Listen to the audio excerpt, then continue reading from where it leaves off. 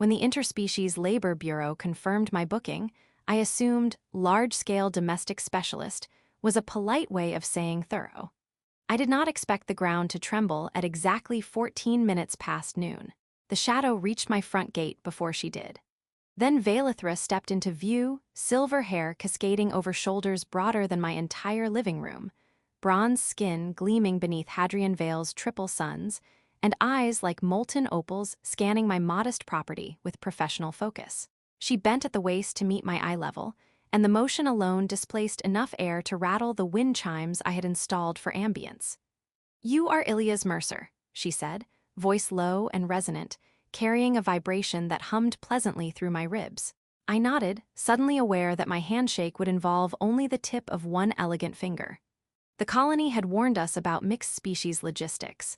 Reinforced flooring, extended door frames, anti-grav load stabilizers, check, and mostly check. What the pamphlets failed to mention was how surreal it feels to watch someone dust your solar panels with her bare hand. Valithra worked with astonishing delicacy. She crouched beside my house, long limbs folding like engineered architecture, and polished exterior plates with a cloth the size of a landing tarp. I stood beneath her shadow holding a tablet, pretending to supervise while secretly marveling at the physics of her balance. Every shift of her weight triggered faint tremors, but she adjusted instinctively, spreading her stance to distribute pressure. "Structural integrity acceptable," she murmured after scanning my roof with a retinal beam that flickered faintly violet. I made a note to upgrade my insurance. Inside, things became more complicated. My hallway was technically compliant, but only if she moved sideways. Watching a being nearly 5 times my height attempt to navigate domestic furniture without destroying it required nerves of steel and a flexible sense of humor. At one point, she paused mid-step, holding her breath so the airflow wouldn't topple my antique hololamps. "Your interior is intimate," she observed diplomatically. "It's called cozy," I replied. "It's a human survival trait." She gave a soft huff of laughter, and the vibration caused my bookshelf to shimmy forward an inch. I pretended not to notice. Valithra's beauty was impossible to ignore, though not in the fragile way human aesthetics often imply. She possessed a sculpted grandeur, long deliberate features emphasizing her immense scale, high cheekbones, elongated fingers, luminous eyes that reflected data streams when she accessed her internal interface. Her movements were controlled, almost ceremonious, as if she carried an invisible awareness of the damage she could cause. That awareness intrigued me more than her size. She was careful, painfully careful. When she lifted my dining table to polish beneath it, she used 2 fingers as though cradling porcelain. By late afternoon, the sky began its subtle shift. Hadrian Vale's magnetic tides were notorious for unpredictability. The horizon shimmered with faint auroral distortions, and the air carried a metallic scent. Valithra paused mid-motion, head tilting slightly. "Atmospheric variance increasing," she said. "Nothing severe." Yet her voice held a tone I couldn't place. I joked that the weather forecast should include a giantess advisory. She smiled faintly, but her eyes tracked the sky with heightened intensity. For a brief moment, I sensed something coiled beneath her composure, an undercurrent of tension that didn't belong to housekeeping. Still, she resumed work, crouching outside to reinforce a loose foundation beam I hadn't even known was weak. I watched from the doorway, half reassured, half unsettled. The house felt smaller than ever, dwarfed not only by her body but by the presence she carried, a majestic gravity of her own. I reminded myself that I had hired a professional, a very tall professional. Whatever subtle shift flickered across her features as the magnetic field rippled overhead was surely just alien biology doing whatever alien biology does. At least, that's what I told myself as the ground trembled again, this time not from her movement, but from the sky itself. The second tremor did not match her rhythm. I knew her steps now, measured, deliberate, almost polite. This vibration rolled under the soil like something alive. Valithra straightened slowly outside my home, silver hair lifting in the charged air as faint arcs of static danced across her bronze skin. The triple suns blurred behind a curtain of magnetic distortion, and every exterior panel of my house flickered with warning glyphs. "Ilias," she said, voice deeper than before, carrying a resonance that made my teeth buzz, The magnetosphere is accelerating. That's not ideal, right? I asked, clinging to the universal human defense mechanism of understatement. She exhaled carefully, but even her breath displaced dust in a visible ring around her. It is stimulating. Stimulating was not the word I would have chosen for the way the ground cracked along the irrigation trench. I activated the colony weather grid on my wrist console. Solar flare probability had spiked by 17% in less than a minute. Localized electromagnetic turbulence. Species impact advisory, unclassified for Valithra's kind. Of course it was unclassified. That would have been too convenient. She lowered herself to one knee, both to steady the structure and to bring her face closer to mine. Up close, her eyes glowed brighter than before, the molten opal hue threaded with faint luminous lines that pulsed in rhythm with the sky. My physiology may respond unpredictably, she admitted, jaw tightening slightly as another tremor rippled outward from somewhere beyond the valley. Unpredictable like sneezing? I tried. She blinked once. No, that was not comforting. Inside, the smart glass walls shimmered as external interference scrambled their filters. Valithra's normally controlled posture shifted, subtle at first. Her fingers flexed against the soil. The reinforced foundation beam she had repaired groaned under the pressure of her grip, not from intention, but from reflex. She immediately released it, eyes widening with something dangerously close to embarrassment. "Apologies," she murmured, as if she had knocked over a vase rather than almost uprooted a support column. A sudden surge of static crackled across her shoulders. I saw the muscles in her long arms tense, amplifying her already impossible strength. She inhaled sharply. The air around her seemed to compress. "This fluctuation is triggering a survival cascade," she said, voice strained now, layered with harmonics I hadn't heard before. "My species anchors during instability. We claim territory, we fortify." I glanced at my modest home. "By fortify, you don't mean." "I mean protect." The problem was that protection, from someone of her scale, could resemble demolition. She shifted her stance instinctively, placing herself between the open valley and my house. The movement alone cracked the outer garden wall. Not intentionally, just momentum. "Valithra," I said carefully, "my house is rated for mild seismic activity, not heroic defense poses." Despite the tension, the corner of her mouth twitched. "Your dwelling is fragile. It has personality." Another flare streaked silently across the sky, visible only as a distortion wave. Valithra's pupils dilated. Her breathing deepened. I realized with a creeping chill that her instincts were rising faster than her restraint. She wasn't aggressive, she was overwhelmed. Her species, biology, was responding to the magnetic chaos like a storm inside her bloodstream. She crouched lower, enormous hands bracing the sides of my house as if to shield it from invisible assault. The walls shuddered under the unintended pressure. Interior shelves rattled. My hololamps gave up entirely and powered down in protest. "I do not wish to damage your territory," she said, voice threaded with frustration. "But my body interprets instability as threat." I swallowed. "Then maybe we redefine the territory." Her glowing gaze snapped toward me, intense but not hostile. Outside, the magnetic sky howled in silence, and for the first time since hiring the tallest cleaning specialist in the sector, I realized the danger wasn't her size.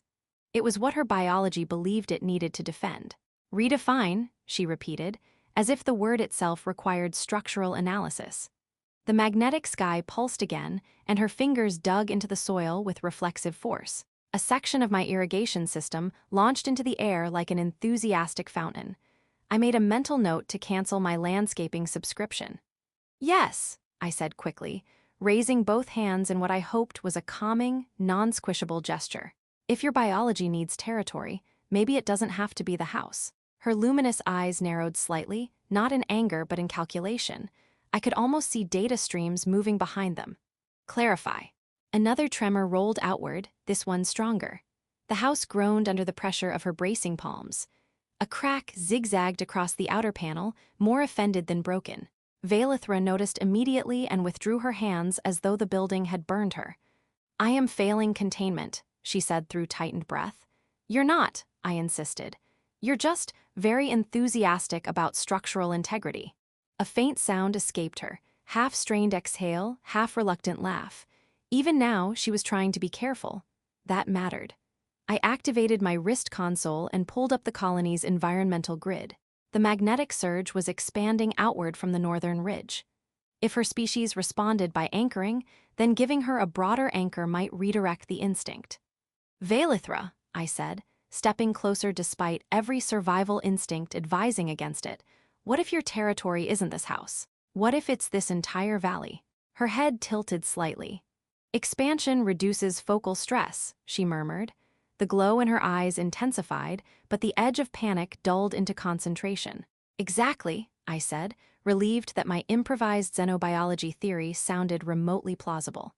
Right now, your body thinks this one building is everything, so you're compressing all that protective energy into one fragile box, which, for the record, I paid off last year. She glanced down at me, and despite the tension humming in her veins, there was unmistakable amusement in her expression. Your financial vulnerability is noted. The next surge struck harder. Static arced across her shoulders, and for a split second she seemed taller, broader, as if the storm itself inflated her presence. Instead of gripping the house, she rose to her full height. The motion was breathtaking. She stepped away from the structure and planted her feet wide in the open field beyond. The ground sank slightly under her weight, but it held. "I will anchor here," she said, voice resonating with layered harmonics. She extended her arms outward, palms facing the sky, long fingers spread as if grasping something invisible. The magnetic distortion responded. I watched in astonishment as faint luminous currents flowed toward her, drawn by the bioelectric field radiating from her skin. The house trembled less, not because the storm had weakened, but because her instinct had shifted focus.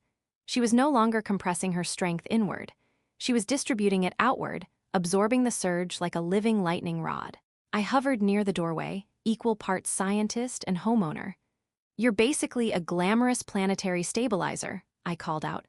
"Do not trivialize the process," she replied, though there was a subtle warmth beneath the strain. "It is metabolically taxing." "Right, sorry, heroic and glamorous." Another flare rippled across the sky, but this time the shockwave dissipated around her massive silhouette. She inhaled deeply, and the air shimmered. The valley felt steadier. Not calm, but steadier. Her jaw tightened again. "This cycle is not complete," she warned. "My instincts remain heightened." "Heightened is fine," I said carefully. "We just keep it aimed away from load-bearing walls." She glanced down at the house, my small, stubborn, recently cracked house, and then back at the sky. "You display unusual composure," she observed. "Panic doesn't come with a warranty," I replied. "Also, I assume you'd notice if I fainted." A low sound escaped her, closer to genuine laughter now, vibrating across the valley like distant thunder. For the first time since the storm began, the tension eased, not because the danger was gone, but because we were facing it together. And as the magnetic tide surged once more, I realized that her scale magnified not only her strength, but her restraint. The final surge did not announce itself with subtlety. The sky split in a silent flash, a wide arc of magnetized light racing across the valley. My wrist console overloaded and went dark. Valithra's entire frame ignited with luminous currents, silver hair lifting as if gravity had loosened its grip. For a fraction of a second, she swayed, and I felt the old fear spike. If she fell, my house would become an unfortunate historical footnote. "Ilias," she said, voice layered with strain, "this is the apex." "That's not a comforting word," I muttered, though my feet were already moving toward her. The magnetic pressure pressed against my chest like deep water. Valithra's breathing turned uneven. Her instincts were fighting her restraint. I could see it in the tremor of her long fingers as they flexed against empty air. The valley quaked. My house groaned behind me in protest, as if reminding me it preferred not to participate in heroics. "Anchor," she whispered to herself, but the word fractured under the surge. I stepped directly into her line of sight, absurdly small beneath her towering form. "Look at me," I shouted. Her glowing eyes snapped downward, blazing brighter than the flare itself. For a moment, I felt like a lone technician trying to negotiate with a star. "You said your body defends territory," I continued, forcing steadiness into my voice. "Then change the territory again." Confusion flickered through her expression. The surge intensified, rippling across her skin in bright veins of light. "Not the valley," I said quickly. "Not the house, me." Silence except for the hum of unstable space. If your instinct is to protect, I went on, heart pounding, then protect something that can survive it. I'm small, portable, very low maintenance. A strangled sound escaped her that might have been disbelief. Even in crisis, she looked faintly offended. You are fragile, she said. Exactly, I replied. Focus on that. The sky detonated in another wave of distortion. Valithra moved, not toward the house, not toward the valley, toward me.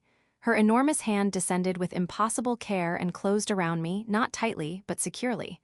The world shifted as she lifted me against her chest. The magnetic current redirected, drawn toward the bioelectric field surrounding her body and the point of contact she now guarded. The ground steadied. She turned away from the house entirely, stepping further into open terrain. Each footfall was controlled, deliberate. The surge battered her, but she no longer braced against walls or soil. She braced around me. Her arms formed a protective barrier, her colossal frame acting as a living shield. Minutes stretched like hours. Then, slowly, the sky dimmed. The flare thinned into fading aurora. The pressure in the air dissolved into something almost ordinary. Valithra sank to one knee,